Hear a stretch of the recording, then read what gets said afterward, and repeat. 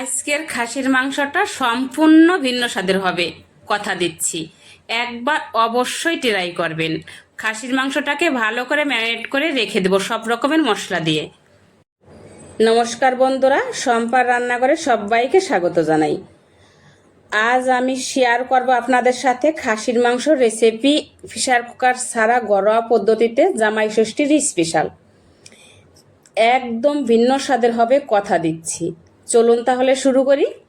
1 KG খাসির মাংস নিয়ে এসেছিলাম, ধুয়ে পরিষ্কার করে দিয়ে দিলাম প্রথমেই গোলমরিচ আর পেঁয়াজ কেটে রেখেছিলাম একটু বড় বড় করে, দিয়ে দিলাম লবণ, হলুদ, পরিমাণ মতো দেব লঙ্কার গুঁড়ো, আদা পেস্ট, জিরার পেস্ট করে রেখেছিলাম আমি শিলনোড়ায় বেটে, দিয়ে দিলাম এখানে ধনিয়া, রসুন, গরম মশলার গুঁড়ো দেব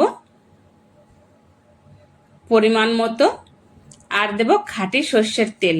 এখানে কিন্তু আর কোনো কিছু দেওয়ার প্রয়োজন নেই।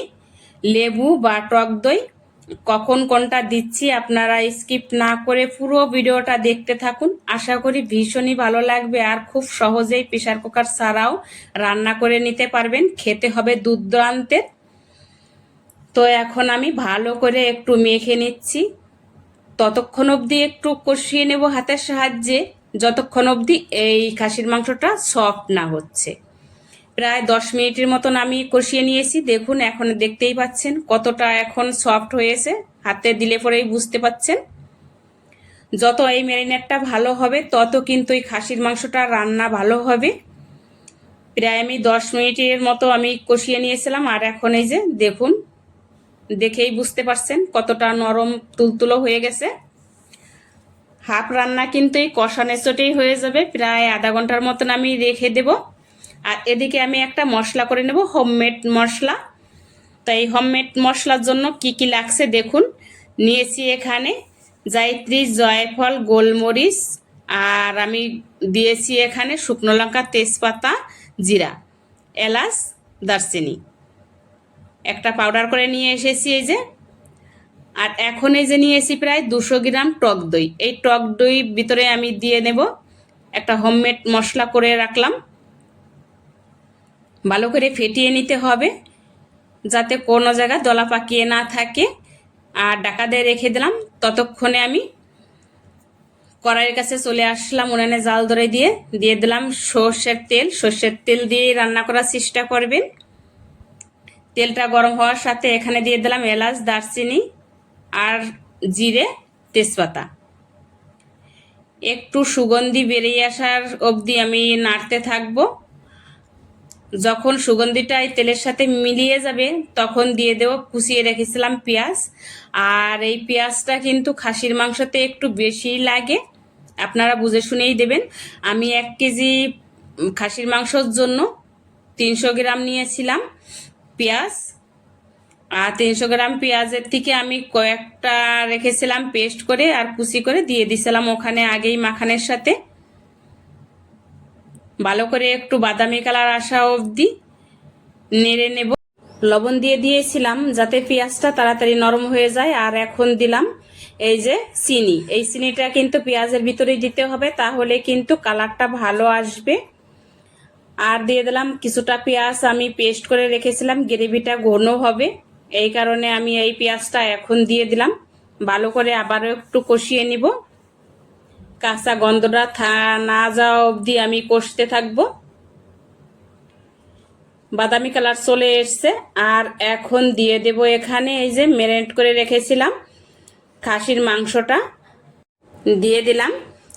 আর আগেকার মানুষের কিন্তু প্রেসার কুকার ছিল না, আর প্রেসার কুকার ছাড়াই কি করে ওরা এত ভালো এই খাসির মাংস রান্না করে খেত, সেই রান্নাটাই আমি আজ আপনাদের সামনে তুলে ধরলাম।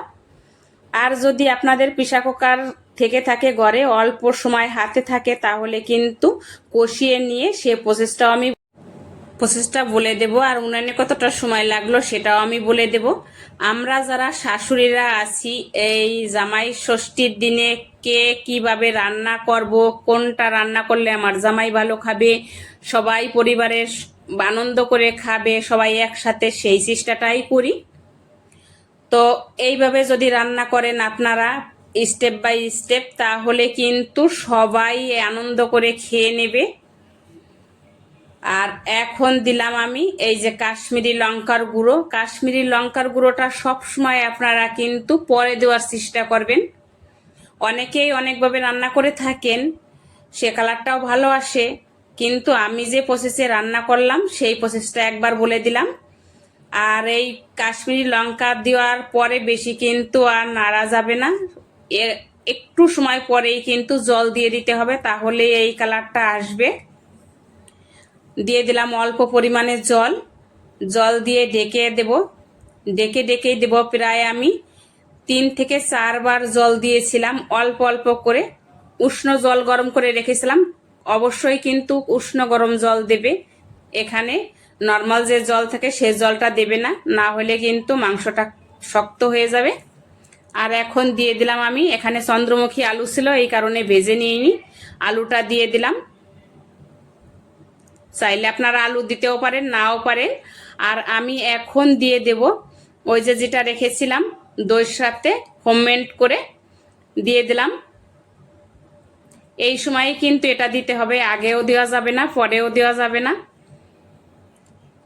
2-1 বার আমি কষিয়ে নিয়েছি অল্প জল দিয়ে, তারপরে আমি দিয়েছি। আর এখন প্রায় 1 মিনিটের মতন ঢাকা দিয়ে আবার কষিয়ে নিলাম। দেখুন এখন কালারটা, আর প্রায় অনেকটা তেল ছেড়ে এসছে, কালারটাও চেঞ্জ হয়ে এসছে। দেখুন, জাস্ট একবার দেখেই লোভ পাচ্ছে, তাই না বলুন? আর এখন দিয়ে দিলাম আমি পরিমাণ মতো জল। আপনাদের পছন্দ মতন আপনারা যেরকম গ্রেভি রাখতে চান সেভাবেই আপনারা জল দেবেন, আমি বেশি একটা রাখবো না। আর আমার যেহেতু কষানো আগেই বেশিরভাগ হয়ে গেছে, নরম হয়ে গেছে অনেকটাই। এখন আবারও একটু ডেকে দেব। ঢাকা দিয়ে কিন্তু রান্না হবে, যেহেতু আমি প্রেসার কুকারে দিচ্ছি না। প্রায় আমার রান্নাটা শেষ হয়েছিল, 45 মিনিট লেগে গেছিল, তবেই কিন্তু হয়েছিল আমার এই পারফেক্ট খাসির মাংসর রান্না। আর দিয়ে দিলাম কয়েকটা কাঁচা লঙ্কা চিরা। এই কাঁচা লঙ্কা চিরাতে কিন্তু স্বাদটা আরও ভালো আসবে, খেতে বেশি টেস্টি হবে, সুন্দর একটা ফ্লেভার আসে। চাইলে এখন আপনারা ঘিও ভরে দিতে পারেন, আমি ঘি দিচ্ছি না।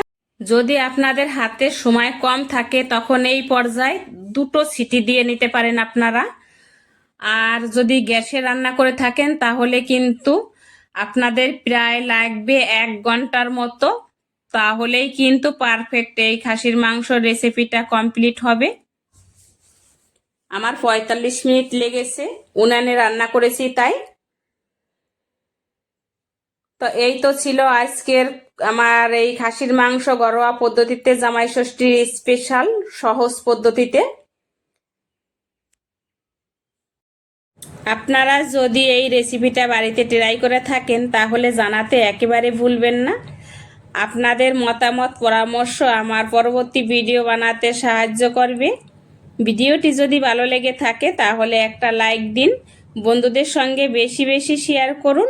এরকম নতুন নতুন রেসিপি পেতে আমার চ্যানেলটাকে যদি এখনও না সাবস্ক্রাইব করে থাকেন কোনো বন্ধু, তাহলে সাবস্ক্রাইব করার অনুরোধ রইল।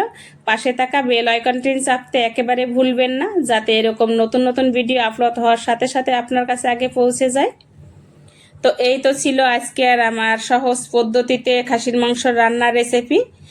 সবাই ভালো থাকুন, সুস্থ থাকুন, দেখা হবে আবার ভিডিওতে।